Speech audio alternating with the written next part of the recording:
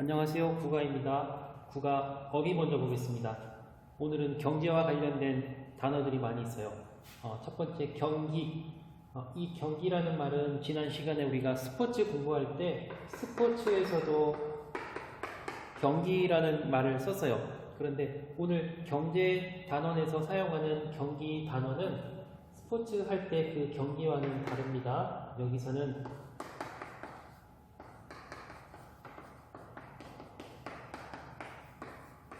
여기서 말하는 경기라는 단어는 경제의 분위기를 의미해요. 그래서 경기.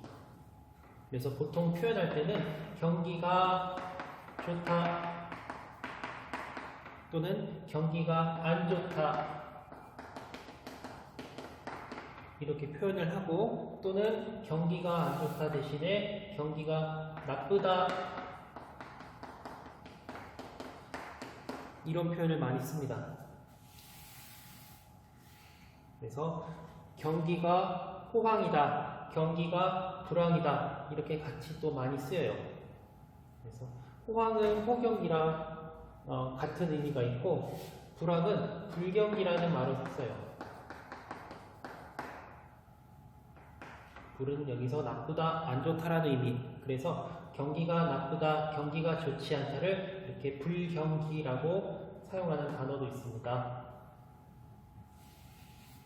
다음 단어는 여기 악화되다. 여기 베트남어 설명이 있는데 한국에서 이 악화되다라는 표현 대신에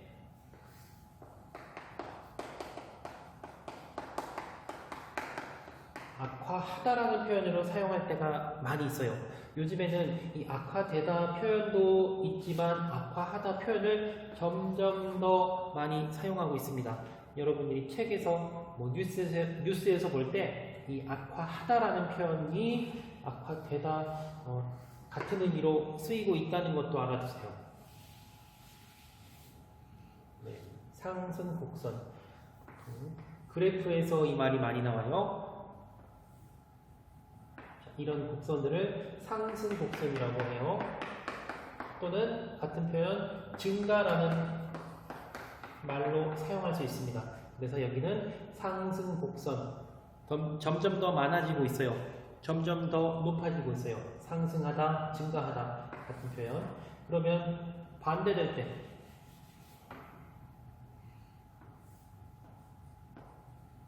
여기는 감소라는 말을 씁니다. 또는 하강이라는 말을 써요. 그래서 상승의 반대는 하강이에요. 그래서 아까 증가곡선, 감소곡선, 하강곡선 표현도 알아주세요. 이 그래프에 관련된 거는 토픽 쓰기에서 많이 나와요.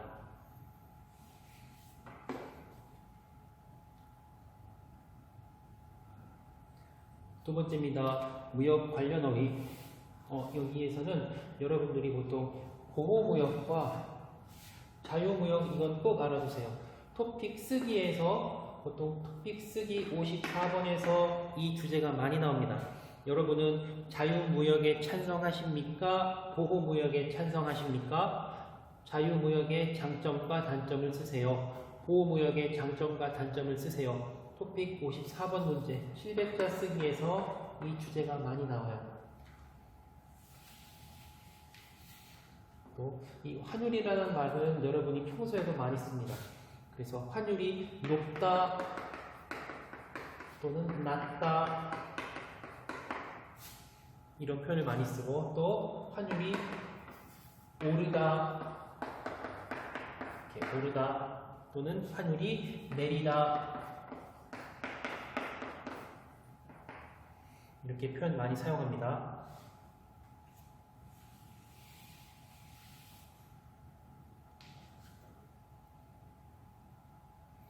세 번째 단어. 여기 있는 단어들은 좀 어려운 단어들이 많아요. 그래서 여기 있는 집중투자, 분산투자, 증시, 채권, 상한가 이런 단어들은 아마 여러분들이 많이 사용하지는 않을 거예요.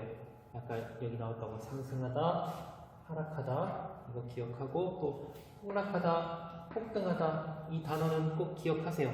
이 단어는 여러분들이 토픽 쓰기에서 표현할 때 아주 좋은 단어들입니다.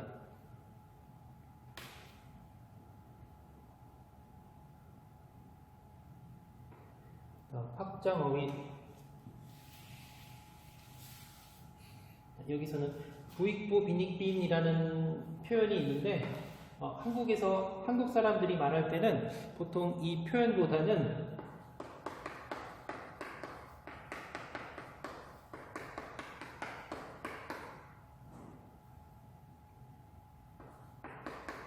이 표현을 좀 더 많이 쓰는 것 같아요. 자, 말 앞뒤가 바뀌었는데 부익부 빈익빈보다는 빈익빈 부익부라는 표현도 똑같습니다. 순서만 바뀌었습니다. 의미는 같아요. 장밋빛 전망이라는 표현.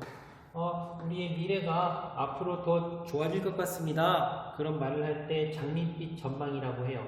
장밋꽃, 빛, 색깔. 장밋꽃 색깔처럼 아름다운 전망이에요. 그럴 때는 좋은 미래가 있을 때 장밋빛 전망이라고 하는데 이 반대 표현은 어떻게 할까요?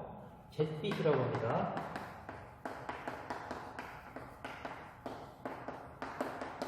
여기서 그런데 여기에 시옷이 사이 시옷이 들어갔어요. 잿빛 전망. 여기 잿는 타고 남은 잿. 그래서 잿빛 또는 회색빛이라는 같은 말.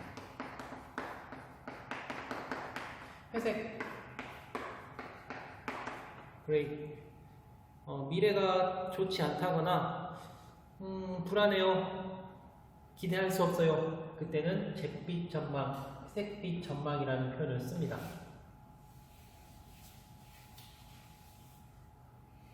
다음 투자 관련 어휘. 적립식, 거치식. 여기 있는 단어는 우리가 잠시 후에 듣기에서도 공부하지만 보통 한국 사람들도 여기 있는 용어까지는 잘 모릅니다. 잘 몰라요. 그래서 여러분들도 여기는 많이 공부 안 해도 괜찮습니다. 그런데 이 표현하고 이 표현? 손해가 나다라는 표현을 써요. 또는 손해가 발생하다. 또는 손해를 보다.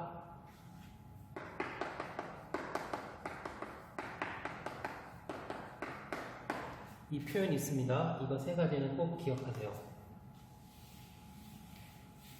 그 다음에 여기에 대박나다라는 말이 있어요. 이 대박나다라는 표현은 젊은 사람들이 좀 많이 쓰고 베트남 학생들도 많이 쓰는데 제 개인적인 생각 그리고 한국에서 보통 생각에서는 이 대박 이 표현은 여러분이 사용하지 않는 것이 저는 좋다고 생각해요. 제가 추천하지 않는 단어, 추천하지 않는 표현입니다.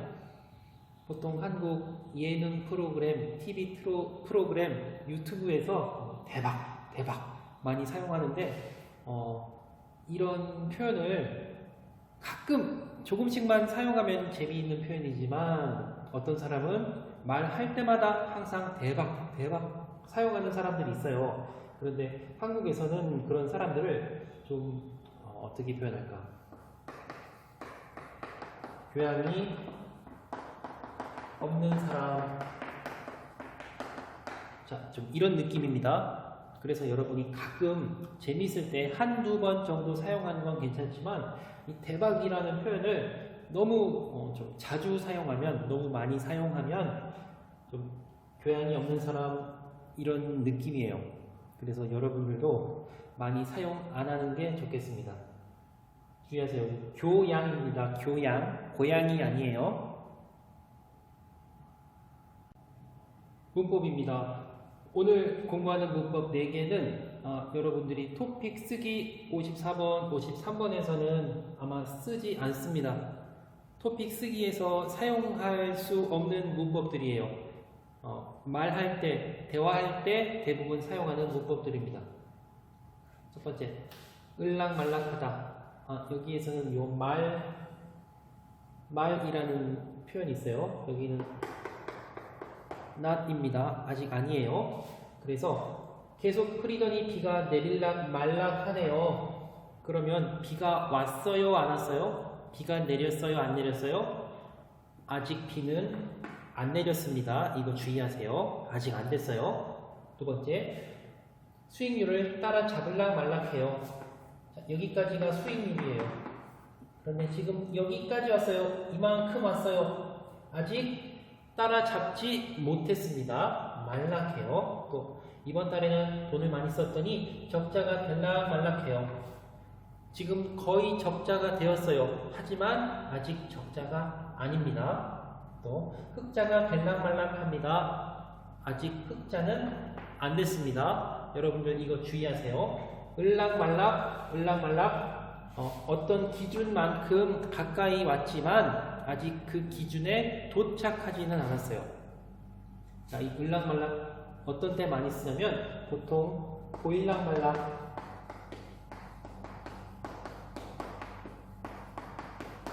이 표현 많이 써요.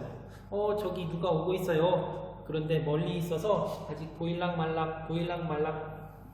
또 어떤 표현? 여러분들이 시험 볼 때, 제가 공부했지만 생각이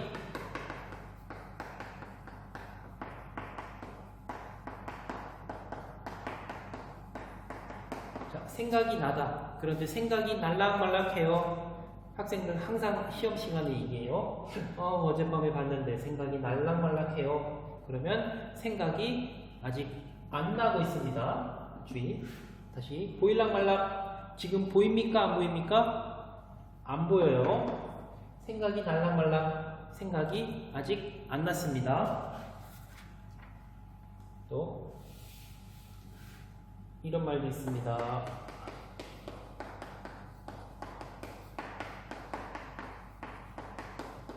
끝날락말락, 끝날락말락. 아직 안 끝났어요. 지금 코로나가 이제 끝나는 것 같아요. 끝날락말락해요.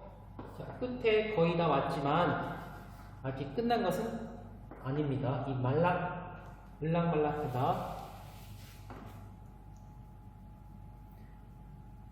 두 번째, 리가 없다.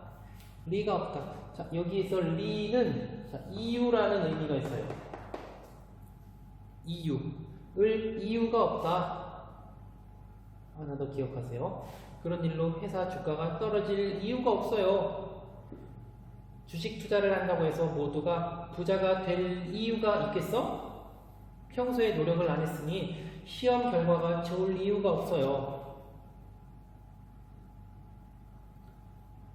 다음 문법. 은마당에. 자, 아까 얘기했습니다. 오늘 문법은 여러분들이 토픽 쓰기 53번, 54번에서는 사용하기가 아주 어려운 문법이에요. 사용 안 하는 게 낫습니다. 자, 여기 은마당에라는 표현. 여기 있는 마당이라는 말을 상황으로 바꿔 쓸 수 있어요. 그러면 똑같은 의미, 똑같은 문법이 됩니다. 바꿔보겠습니다. 환율이 이렇게 오른 상황에 어떻게 해외여행을 가겠어요? 또 지금 코로나? 지금과 같은 코로나인 마당에, 지금 코로나가 한창인 마당에 어떻게 학교에 가겠어요? 바꿔 사용할 수 있어요. 또 학기가 끝나는 상황에 열심히 공부하지 않은 걸 후회해도 소용이 없죠. 공공요금까지 오를 것으로 전망되는 상황에 물가 상승 부담은 더욱 커져갈 것이다. 아니요, 한시가 급한 상황에 아직까지 드러나는 성과가 없어서 큰일입니다. 방사능 유출 때문에 그 나라 구조대원들도 떠나가는 상황에 한국인 구조대원 100여 명이 남아 아직도 활동하고 있대요. 자, 다시 여기 은마당에는 여러분들이 상황이라는 말로 바꿔서 사용할 수 있어요. 또 바꿔서 쓸 때도 있습니다. 여러분이 두 개 같이 공부하세요.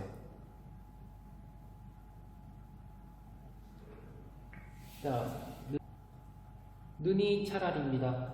여기에 있는 문법은 우리가 8과에서 공부했던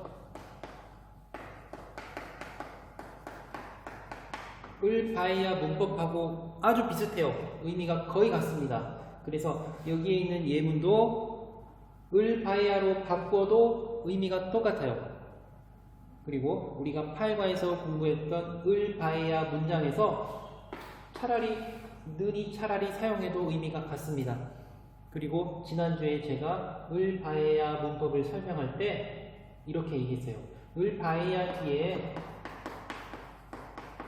차라리를 함께 같이 사용할 수 있습니다. 제가 설명했어요. 그리고 차라리가 없어도 되고 차라리를 같이 사용할 수도 있습니다. 차라리를 같이 사용하면 의미가 더 강해집니다. 의미가 더 강해집니다. 이야기를 했어요. 자, 주의. 능이 차라리 을바에야 이거 같은 문법입니다. 의미가 거의 비슷해요. 그리고 을바에야에는 차라리를 함께 붙여서 사용할 수도 있습니다. 그래서 하나 더. 여기 우리 책에 있는 능이 차라리 문법에서 차라리를 빼도 괜찮아요. 차라리를 빼도 괜찮습니다. 우리 책에서는 책 예문에서는 능이 차라리, 능이 차라리, 능이 차라리 모두 같이 예문에서 사용했는데 지금 우리 책에 있는 예문에서도 차라리를 빼도 의미에는 문제가 없어요. 의미는 변하지 않아요. 차 안에서 시간을 보내느니 걷는 게 낫겠어요. 또 차라리 빼도 되고 여기 느니를 바에야로 바꿀 수 있습니다. 차 안에서 시간을 보낼 바에 걷는 게 낫겠어요. 또 차 안에서 시간을 보낼 바에야 차라리 걷는 게 낫겠어요. 이렇게 바꿔서 사용할 수도 있습니다. 그런데 주의, 여러분들이 이 문법은 많이 쓰기에서는 많이 사용 안 해요. 보통 대화할 때. 그래서 여기 있는 예문들도 모두 대화와 관련된 예문입니다. 여러분이 같은 의미군요. 이해할 수 있으면 돼요. 이거는 뭐 문법을 바꾸세요. 이런 시험 문제는 안 나옵니다. 그냥 같은 의미입니다. 차라리는 빼도 괜찮습니다. 여기까지만 이해하시면 돼요. 을바에야로 바꿔볼게요. 세 번째, 요즘 은행 금리도 낮은데 저축을 할 바에야 차라리 위험하더라도 주식 투자를 하겠어요. 아니요, 저는 손해볼까봐 불안해서 그런 거 못해요. 주식 투자를 할 바에야 차라리 돈을 써버리겠어요.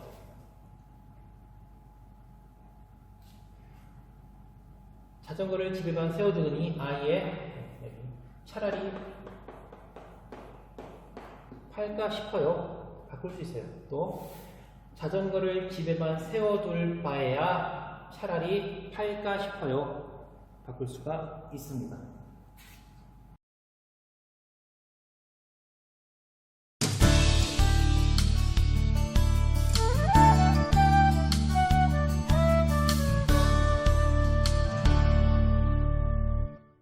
국어 생활과 경제 1. 알아봅시다. 1번 다음 대화를 잘 듣고 맞으면 O, 틀리면 X 하십시오. 1. 전 세계 경기가 불황인 마당에 우리나라라고 경기가 좋을 리가 있겠어요? 그러게요. 우리나라가 불황을 극복할 수 있는 길은 수출 경쟁력을 늘리는 것뿐이에요. 2. 주가가 상한가를 치더니 이제는 떨어질락 말락 하네요. 그럼 주가가 떨어지기 전에 팔아야 하는 거 아니에요? 글쎄요. 조금 더 기다려 봐야겠어요. 주가가 올라갈 수도 있으니까요.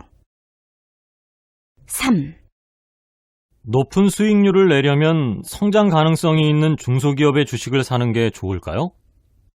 글쎄요. 요즘 같은 때에는 안정성을 보장받지 못한 주식을 사느니 차라리 비싸도 비교적 안정적인 우량주를 사는 게 나아요. 아, 그렇군요. 그렇다면 이제 우량주 관련 자료를 찾아봐야겠네요.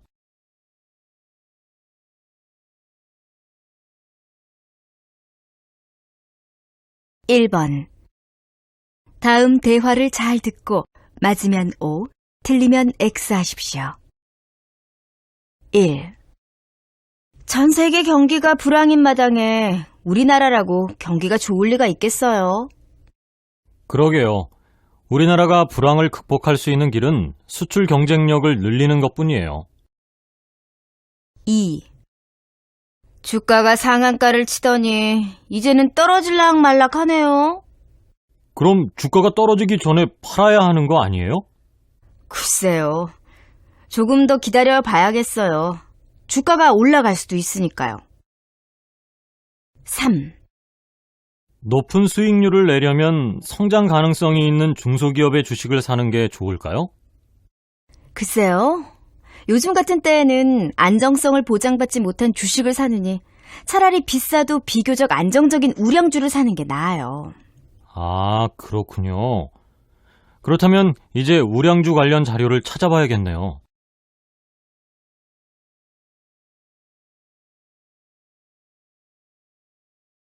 (1번) 다음 대화를 잘 듣고 맞으면 O, 틀리면 X 하십시오.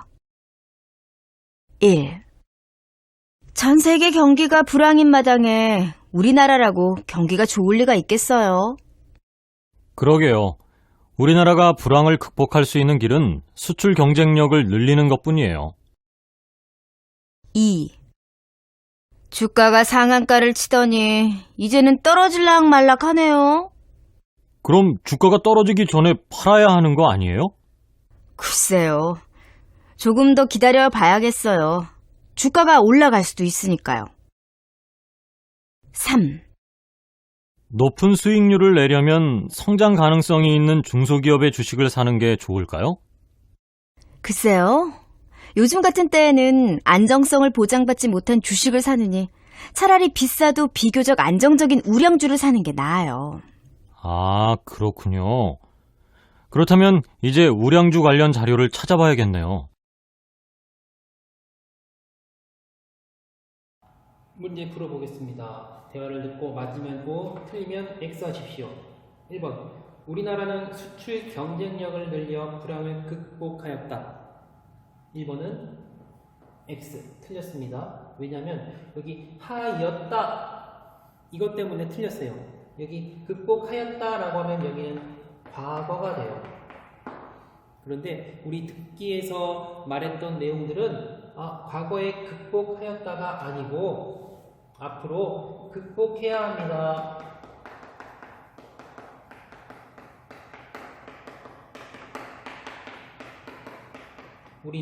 우리나라는 수출 경쟁력을 늘려서 불황을 극복해야 합니다. 미래 이야기를 했어요.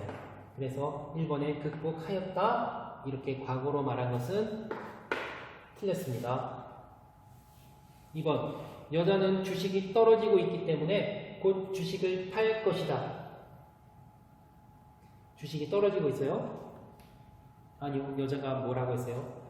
떨어질랑 말락, 떨어질랑 말락.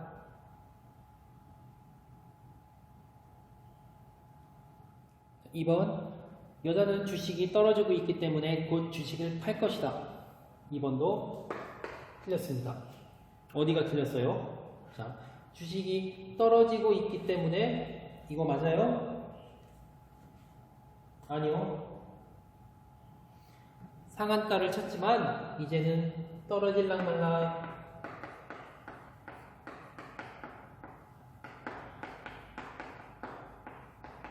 자, 이렇게 여자가 말했어요. 주가가 떨어질랑 말락해요.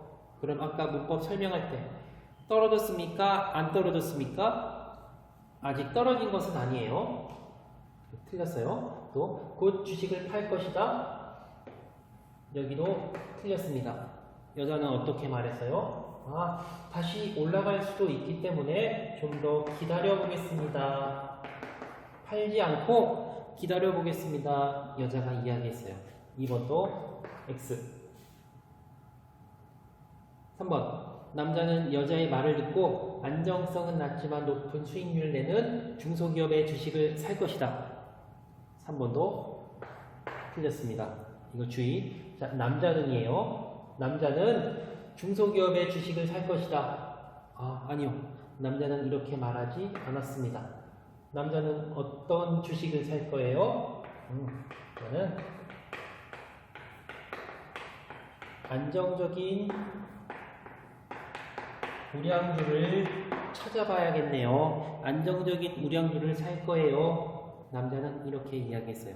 그래서 1번, 2번, 3번 모두 X입니다.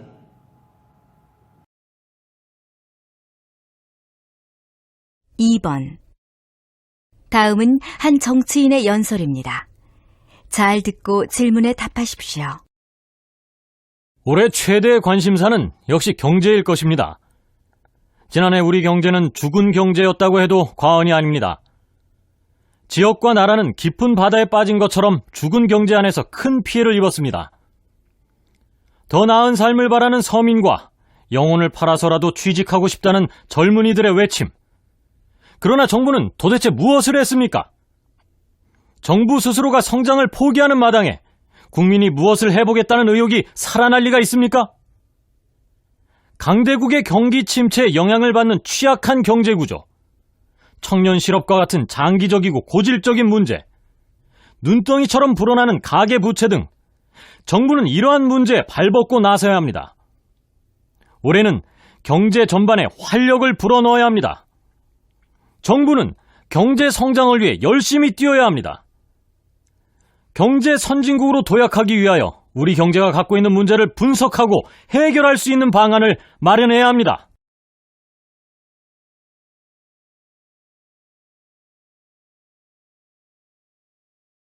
(2번) 다음은 한 정치인의 연설입니다. 잘 듣고 질문에 답하십시오. 올해 최대 관심사는 역시 경제일 것입니다. 지난해 우리 경제는 죽은 경제였다고 해도 과언이 아닙니다. 지역과 나라는 깊은 바다에 빠진 것처럼 죽은 경제 안에서 큰 피해를 입었습니다. 더 나은 삶을 바라는 서민과 영혼을 팔아서라도 취직하고 싶다는 젊은이들의 외침. 그러나 정부는 도대체 무엇을 했습니까? 정부 스스로가 성장을 포기하는 마당에 국민이 무엇을 해보겠다는 의욕이 살아날 리가 있습니까? 강대국의 경기 침체에 영향을 받는 취약한 경제구조, 청년 실업과 같은 장기적이고 고질적인 문제, 눈덩이처럼 불어나는 가계부채 등 정부는 이러한 문제에 발벗고 나서야 합니다. 올해는 경제 전반에 활력을 불어넣어야 합니다. 정부는 경제 성장을 위해 열심히 뛰어야 합니다.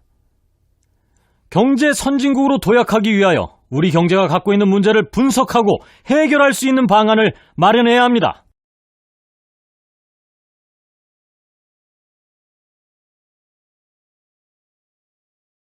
(2번) 다음은 한 정치인의 연설입니다. 잘 듣고 질문에 답하십시오. 올해 최대 관심사는 역시 경제일 것입니다. 지난해 우리 경제는 죽은 경제였다고 해도 과언이 아닙니다. 지역과 나라는 깊은 바다에 빠진 것처럼 죽은 경제 안에서 큰 피해를 입었습니다. 더 나은 삶을 바라는 서민과 영혼을 팔아서라도 취직하고 싶다는 젊은이들의 외침. 그러나 정부는 도대체 무엇을 했습니까? 정부 스스로가 성장을 포기하는 마당에 국민이 무엇을 해보겠다는 의욕이 살아날 리가 있습니까?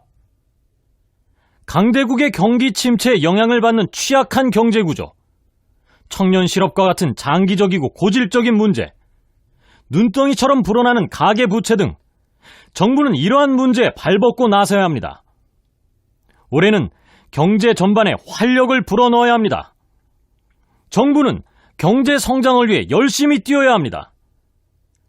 경제 선진국으로 도약하기 위하여 우리 경제가 갖고 있는 문제를 분석하고 해결할 수 있는 방안을 마련해야 합니다. 자, 이번 다음은 한 정치인의 연설입니다. 방금 어떤 정치인의 연설을 들었어요. 누구인지는 몰라요. 잘 듣고 질문에 답하십시오.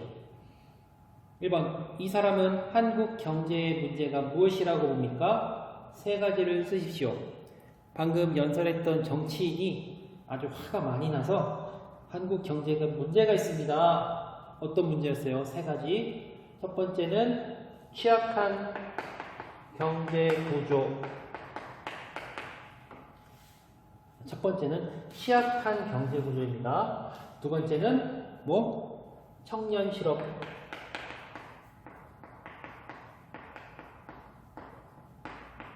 청년 실업. 젊은이들, 나이가 젊은 사람들이 실업, 직장을 잃었어요. 취직을 하지 못했어요. 직장이 없습니다. 문제입니다. 그 다음 세 번째, 가계부채.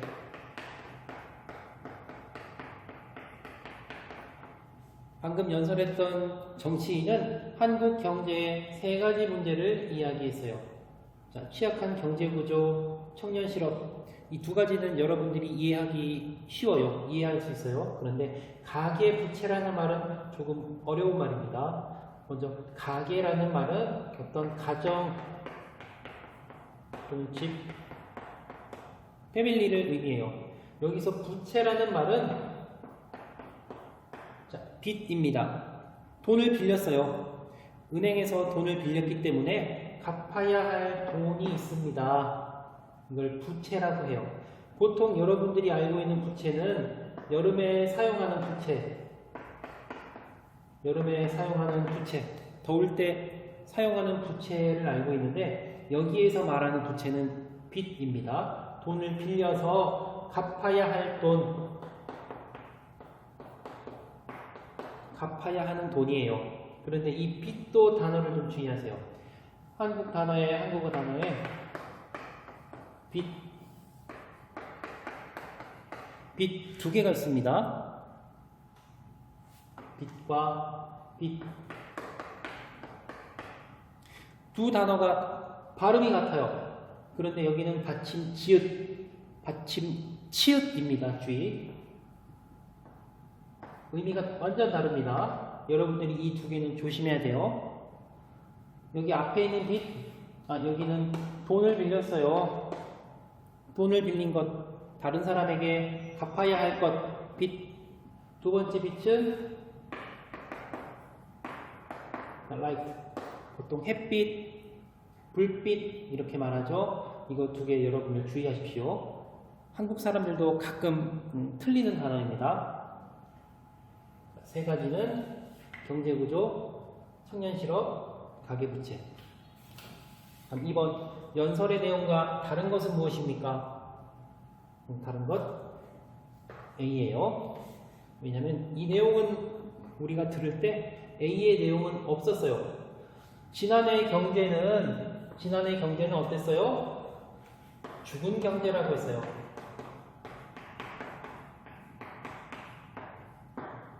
죽은 경제. A는 없습니다.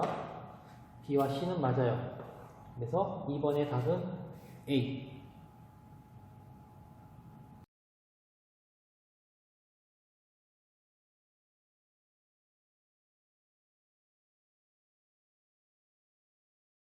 (3번) 다음은 재테크 방법에 관한 강연의 일부입니다. 잘 듣고 질문에 답하십시오. 요즘 재테크에 관심이 없는 사람이 없을 정도로 재테크에 대한 관심이 날로 높아지고 있습니다. 재테크 방법은 여러 가지가 있는데 그 중에서도 펀드 투자에 관해 말씀을 드리겠습니다. 일반 투자자들이 손쉽게 할 수 있는 투자 방법이 이 펀드 투자인데요. 펀드란 투자 전문기관이 일반 투자자들로부터 모은 자금을 투자하고 이를 통해 얻은 이익과 손실을 투자자들에게 나눠주는 방식의 투자를 말합니다. 물론 은행의 예금이나 적금과 비교한다면 위험할 수 있습니다. 하지만 요즘같이 금리가 낮고 물가 상승률은 높은 때에 적금을 드느니 차라리 펀드 투자를 통해 수익을 얻는 것이 낫습니다. 펀드 투자를 할 때 전략을 몇 가지 말씀드리겠습니다. 우선 적립식 펀드는 3년 이상 투자하십시오. 이것은 매달 일정 금액을 투자하는 펀드인데 단기간 계획을 하면 증시 상황이 크게 향상되지 않는 이상 손해를 볼 수밖에 없기 때문에 3년 이상은 운용하여야 안정적인 수익을 얻을 수 있습니다. 두 번째는 투자액에 따라 투자 방법을 달리해야 한다는 것입니다. 자금이 소액인 경우에는 적립식으로, 목돈인 경우에는 거치식으로 투자할 수 있습니다. 물론 목돈을 투자할 때는 매매 시기가 매우 중요합니다. 또한 분산 투자를 해 손실을 최소화해야 하겠죠. 세 번째는 자신의 투자 성향에 맞는 펀드를 선택해야 합니다. 공격적인 성향의 투자자라면 주식형 펀드의 비율을 높이고 채권형 펀드의 비율을 낮추는 것이 좋습니다. 반대로 안정적인 성향을 가졌다면 주식형 펀드의 비율을 줄이고 안정적인 수익률을 보장하는 채권형 펀드의 비율을 높이는 것이 좋습니다. 네 번째는 각종 수수료를 체크해야 합니다. 펀드를 사거나 팔 때 내는 수수료, 펀드를 가지고 있을 때 매년 내야 하는 수수료가 있습니다.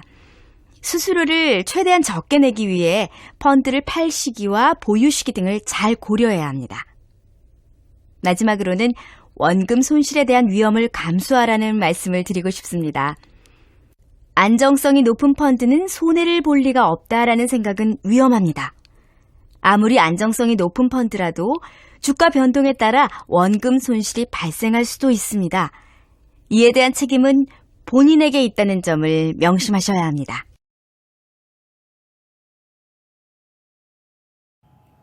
다음입니다. 3번.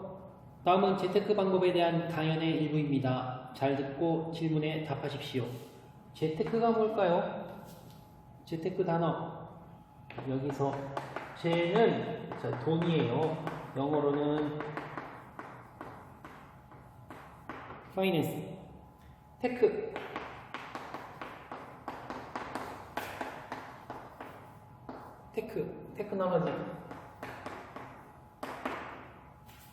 그래서 재테크라고 하면은 돈을 더 불리는, 돈을 더 많이 만드는 기술을 재테크라고 합니다. 한국 사람들 관심이 많아요. 재테크 방법에 관한 강연 일부입니다. 설명으로 맞는 것. 재테크 방법 중에서 펀드 투자가 있는데 이에 대한 설명으로 맞는 것을 고르십시오. A. 경기가 좋을 때 자주 사고 팔아야 큰 이익을 얻을 수 있다. 자, 이런 내용은 없었습니다. 어떻게 말했어요? 장기 투자라는 말. 펀드 투자하면 보통 3년 정도 오랫동안 투자하십시오. 오래 기다리십시오. 그래야 여러분이 투자했던 돈이 점점 더 늘어날 것입니다. A는 틀렸습니다. B. 은행 금리가 낮고 물가 상승률이 높은 때에는 손해를 볼 리가 없다. 자, 여기가 틀렸어요. 재테크나 펀드 투자에서 손해를 볼 리가 없다. 이 말은 틀렸습니다. 그러니까 여자가 어떻게 말했냐면 손실의 위험이 있다고 했어요.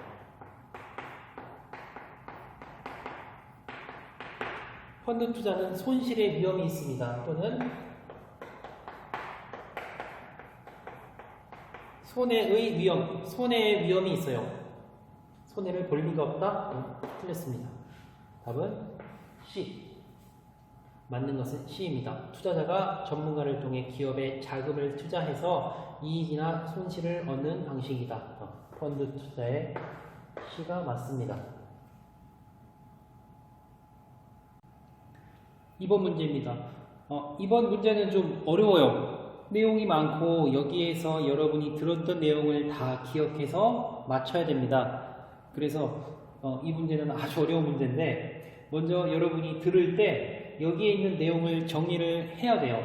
펀드는 어떤 종류가 있고 또 어떤 특징들이 있는지 이 네 가지를 여러분이 들으면서 기억을 해야 여기에 있는 내용에 맞힐 수가 있어요. 그런 얘기 상당히 어렵기 때문에 제가 책에서 우리 듣기에서 들었던 내용을 다시 정리를 했어요. 펀드에는 적립식이 있고 거치식이 있습니다. 적립식 펀드의 특징은 소액, 작은 돈을 장기간, 오랫동안 투자하는 것이고 거치식 펀드는 목돈, 큰 돈, 많은 돈을 투자할 때는 거치식 펀드를 하는 것이 좋다고 이야기했어요. 그 다음에 또 펀드에는 주식형 펀드가 있고 채권형 펀드가 있어요. 주식형 펀드의 특징은 공격적 투자를 좋아하는 사람, 나는 대박을 내고 싶어, 대박 나고 싶어요. 그때는 주식형 투자에 투자를 하고 나는 안정적으로 투자하고 싶습니다.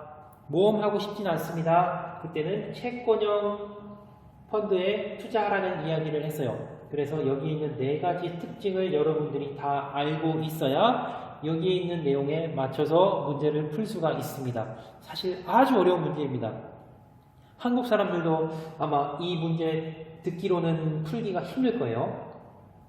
자, 그러면 여기 있는 내용, 여자가 말했던 펀드의 특징대로 여기와 비교를 해볼게요. A. 평생 일한 직장에서 퇴직금을 받았습니다. 평생 일한 다음에 퇴직금을 받으면 이 퇴직금은 돈이 많아요. 그래서 여기는 자, 목돈이라고 할 수 있습니다. 목돈이에요. 퇴직금은 목돈. 그러면 방금 설명할 때 목돈 투자는 어디에 하는 게 좋습니까? 목돈 여기 거치식에 투자하는 게 좋습니다. 그럼 A는 일단 거치식. 다음, 특별히 쓸 일도 없는 마당에 투자나 좀 해보려고요. 노후 자금으로 마련하는 것이니 안정적인 투자를 하고 싶습니다. 안정적인 투자. 안정적인 투자는 어떤 거예요? 채권형. 그래서 A는 거치식 펀드의 채권형을 선택하는 게 좋습니다. 다음 B. 저는 사회 초년생입니다. 매달 월급의 10% 정도. 자, 월급의 10% 정도면 많은 돈이 아니에요. 조금 돈이에요. 조금 작은 돈. 그래서 여기 소액에 맞습니다. 월급의 10% 정도는 소액. 그러면 여기 B는 적립식 펀드. 많은 돈은 아니지만 장기간 투자할 생각이며 장기간 여기 적립식 펀드 맞네요. 수익률이 적어도 손해가 적은 안정적인 투자를 하고 싶습니다. 안정적인 투자 어디예요? 여기 채권형. 그래서 여기는 B는 적립식 펀드이면서 채권형 투자. 다음 C. 저는 직장 생활을 하면서 왜 돈이 안 모일까요? 이번엔 이것을 모두 해약하고 펀드에 투자할 생각입니다. 5, 6년 후에 목돈을 마련하게 되면 결혼할 생각입니다. 수익률이 높은 펀드에 투자하고 싶습니다. 주의! 5, 6년 후는 지금 투자하는 게 아닙니다. 잘못하면 안 돼요. 5, 6년 후, 장기간 아닙니까? 아니. 5, 6년 후에 투자를 하고 싶습니다. 그래서 여기는 지금 장기가 아닙니다. 5, 6년 후에 목돈을 마련하게 되면 수익률이 높은 펀드에 투자하고 싶습니다. 공격적으로 하고 싶어요. 공격적. 그래서 여기는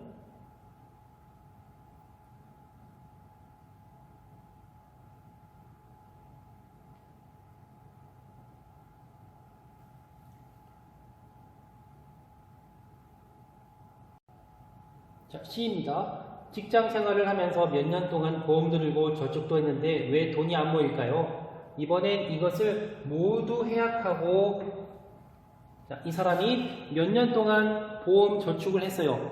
그 돈을 모두 해약해서 펀드에 투자할 겁니다. 돈 많이 할 거예요. 그동안 모았던 것 모두 해약하고 펀드에 투자. 일단 목돈을 투자할 겁니다. 그러면 C는 거치식 투자. 5, 6년 후에, 자, 주의. 여기에서 5, 6년 후에는 지금 하는 게 아니에요. 지금 있는 돈을 투자해서 5, 6년 후에 목돈을 마련하게 되면 결혼을 할 생각입니다. 5, 6년 후를 위해서 지금 투자하는 겁니다. 그래서 저는 수익률이 높은 펀드에 투자하고 싶습니다. 자, 수익률이 높다. 자, 여기 공격적 투자라는 말이에요. 수익률이 높은 거 나는 공격적으로 투자하고 싶어요. 나는 대박 나고 싶어요. 그래서 여기는 주식형. 거치식이면서 주식형 투자입니다. 좀 어려워요. 자, 그럼 다시 풀을게요. A는 어떤 투자를 하고 싶다고 했어요? 여기 거치식이면서 채권.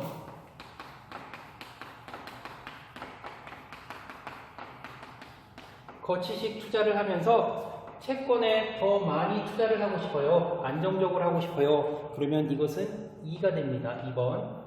A는 2에 어울려요. B. B는 적립식 그리고 채권형에 투자를 하고 싶어요. 그러면 B는 어떤 거? 자, 1번에 맞습니다. 자, 주의 2, 1, C. C는 어떤 특징? 거치식이면서 주식형. 자, 대박 나고 싶습니다. 1, 2, 3 중에 어떤 거예요? 자, 3번이 되겠습니다. 여기 있는 문제는 사실 아주 어려운 문제예요. 내용이 어렵다기보다는 내용 자체가 너무 많아서 여러분들이 듣고 문제 풀기는 좀 어려울 겁니다. 이거 번호 잘 확인하시면서 다시 비교해 보세요. 자, 강연자가 말할 때 펀드 투자의 전략 5가지를 이야기했습니다.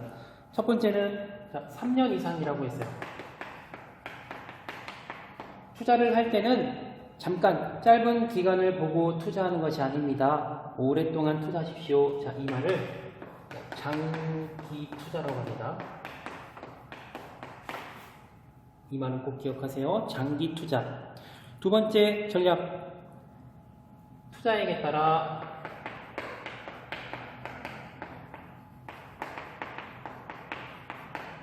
따라서 투자 방법을 다르게 하십시오.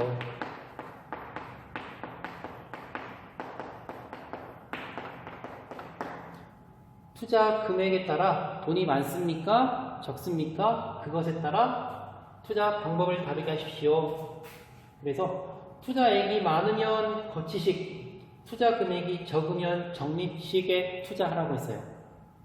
세 번째, 어떤 원칙, 어떤 전략? 자신의 투자 성향에 맞는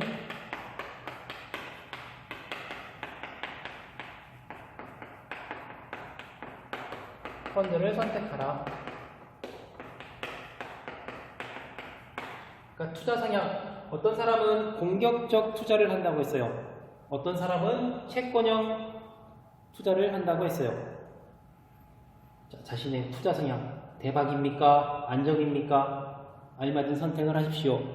네 번째는 수수료도 체크하십시오. 투자하는 것도 좋지만 수수료가 많이 들기 때문에 내가 투자하는 펀드, 채권이 수수료가 얼마인지 확인하십시오. 다섯 번째는 원금 손실. 원금 손실에 대한 위험을 감수해야 합니다.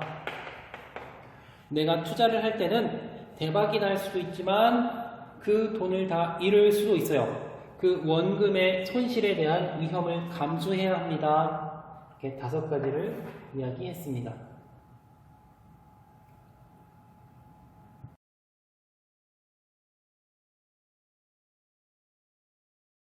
2. 들어봅시다.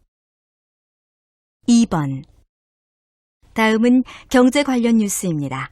잘 듣고 질문에 답하십시오. 올 들어 소비자 물가가 목표치를 넘어 점차 상승하는 가운데 올해 물가 상승률 전망치는 높아진 반면 경제 성장률 전망치는 줄줄이 하락하고 있습니다. 정부가 지난해 말 전망한 5% 성장률, 3% 물가 상승률이 목표에선 이미 멀어진 것 같습니다. 정은하 기자와 함께 자세히 알아보겠습니다. 지난해 말 5% 성장을 전망했는데요. 유가 상승으로 인해 국내 물가가 급등해 소비가 줄어든 마당에 중동 사태와 일본 지진 등 예기치 못했던 악재까지 겹쳐 우리나라의 경제 성장이 타격을 입었습니다. 정부는 다음 달 경제 성장률과 물가 상승률을 수정 발표할 예정입니다. 경제 성장률은 4%로 내릴 것으로 예상되고 물가 상승률은 3%대 중후반 정도로 올릴 것으로 전망되고 있습니다. 그렇다면 물가 상승률은 지금처럼 계속 상승세를 보일 것으로 예상하나요? 지금부터 물가가 오르지 않는다고 해도 올해의 물가 상승률은 최소한 3.6%가 될 것입니다. 국제 유가를 비롯한 원자재 가격도 그렇고 농수산물 가격도 아직도 안정되지 않았습니다. 또 하반기에 들어서는 서비스 가격과 식품 가격도 줄줄이 인상될 가능성을 보이고 있습니다. 결국 경제 성장률은 떨어지는데 물가 상승률은 증가하면서 오히려 물가 상승률이 경제 성장률을 앞서는 상황을 보이고 있습니다. 네, 알겠습니다. 그럼 남은 하반기 한국의 경제 성장은 어떨 것으로 예상하십니까? 최소한 하반기에는 상반기 물가 상승의 가장 큰 원인인 구제역이 완화되었고 유가도 더 이상 상승하지 않을 것이라는 전망을 보여 비교적 낙관적이라는 말씀을 드리고 싶습니다.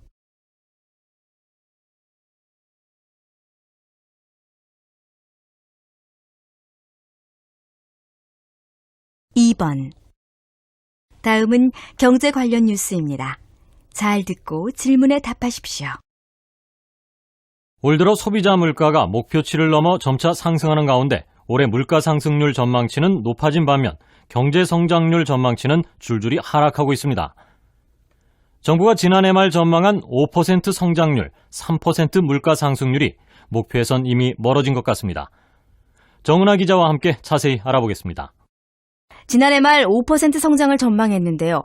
유가 상승으로 인해 국내 물가가 급등해 소비가 줄어든 마당에 중동 사태와 일본 지진 등 예기치 못했던 악재까지 겹쳐 우리나라의 경제 성장이 타격을 입었습니다. 정부는 다음 달 경제 성장률과 물가 상승률을 수정 발표할 예정입니다. 경제 성장률은 4%로 내릴 것으로 예상되고 물가 상승률은 3%대 중후반 정도로 올릴 것으로 전망되고 있습니다. 그렇다면 물가 상승률은 지금처럼 계속 상승세를 보일 것으로 예상하나요? 지금부터 물가가 오르지 않는다고 해도 올해의 물가 상승률은 최소한 3.6%가 될 것입니다. 국제 유가를 비롯한 원자재 가격도 그렇고 농수산물 가격도 아직도 안정되지 않았습니다. 또 하반기에 들어서는 서비스 가격과 식품 가격도 줄줄이 인상될 가능성을 보이고 있습니다. 결국 경제 성장률은 떨어지는데 물가 상승률은 증가하면서 오히려 물가 상승률이 경제 성장률을 앞서는 상황을 보이고 있습니다. 네, 알겠습니다. 그럼 남은 하반기 한국의 경제 성장은 어떨 것으로 예상하십니까? 최소한 하반기에는 상반기 물가 상승의 가장 큰 원인인 구제역이 완화되었고 유가도 더 이상 상승하지 않을 것이라는 전망을 보여 비교적 낙관적이라는 말씀을 드리고 싶습니다.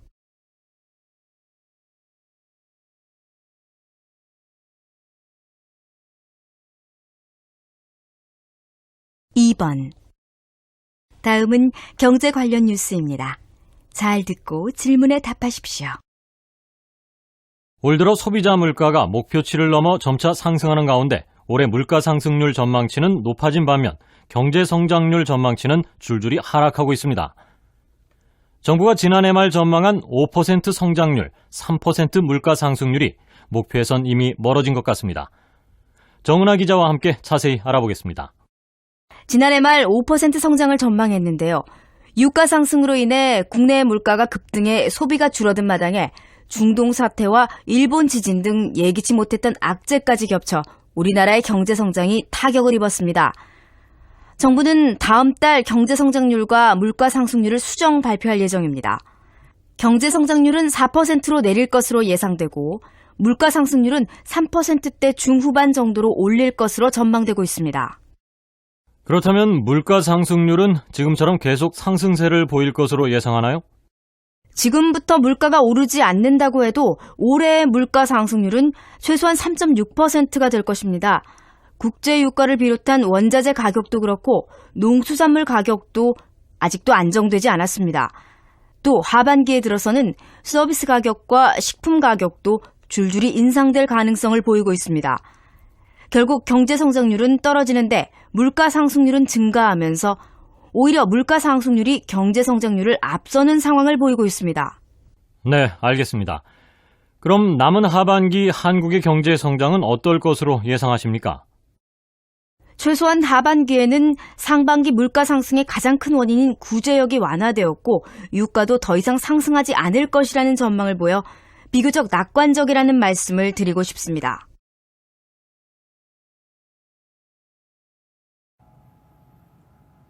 자, 1번 문제. 물가 상승률과 경제 성장률 전망치가 예상을 빗나간 이유는 무엇입니까? 문제에서는 성장률 전망치가 예상을 빗나간 이유 이렇게 말을 했는데 우리 듣기에서는 이 말이 안 나와요. 우리 듣기에서는 어떻게 표현했냐면 목표에서 멀어지다 이렇게 말을 했어요.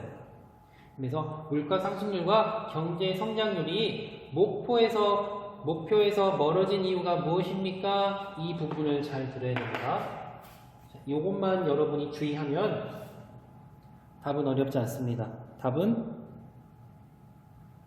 A와 C.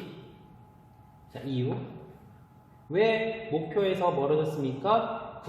국제 유가가 상승했고 중동 사태와 일본 지진 때문에 전망치가 예상을 빗나갔습니다. 목표에서 멀어지게 되었습니다. 답은 모두 고르십시오. A와 C입니다. 이번 다음 빈칸을 채워보십시오. 여기 있는 빈칸 채우기 문제는 제가 화면에서 다시 설명할게요. 지금부터 물가가 오르지 않는다고 해도 올해의 물가 상승률은 최소한 3.6%가 될 것입니다. 국제 유가를 비롯한 원자재 가격도 그렇고 농수산물 가격도 아직도 안정되지 않았습니다. 또 하반기에 들어서는 서비스 가격과 식품 가격도 줄줄이 인상될 가능성을 보이고 있습니다.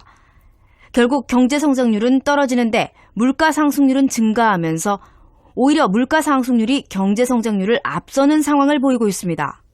네, 알겠습니다. 그럼 남은 하반기 한국의 경제 성장은 어떨 것으로 예상하십니까?